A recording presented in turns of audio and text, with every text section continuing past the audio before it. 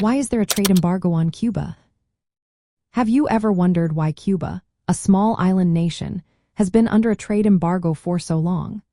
The story begins with the Cuban Revolution in the late 1950s.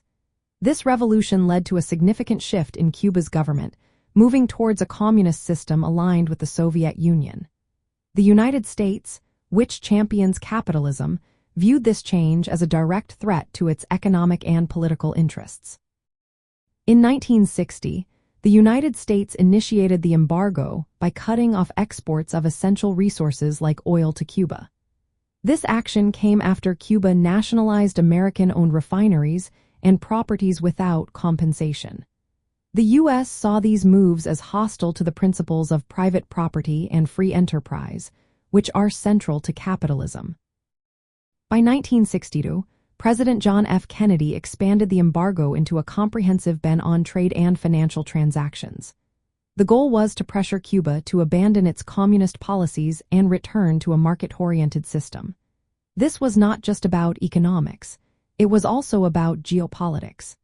During the Cold War, Cuba's alliance with the Soviet Union was perceived as a significant threat to U.S. interests. The Cuban Missile Crisis in 1962 intensified these concerns. The Soviet Union placed nuclear missiles in Cuba, prompting the U.S. to take stronger measures to economically isolate the island.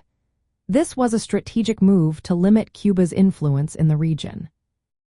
Over the years, U.S. administrations and Congress have reinforced the embargo through various laws, such as the Cuban Democracy Act and the Helms-Burton Act.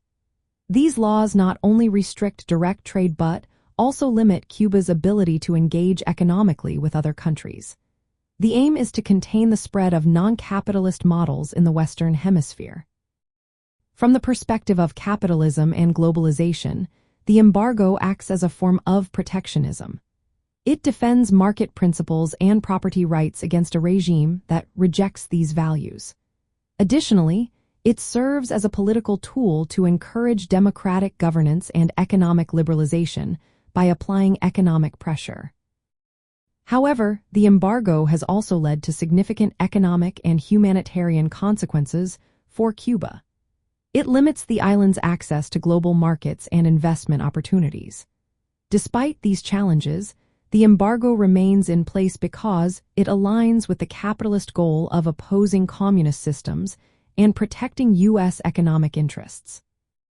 In practical terms, the embargo restricts U.S. businesses from trading with Cuba. It limits Cuba's access to American capital and goods and prohibits most travel and financial transactions. This creates a clear economic separation between the two nations. Overall, the trade embargo on Cuba is a complex issue rooted in historical, political, and economic factors that continue to shape relations between the United States and Cuba today.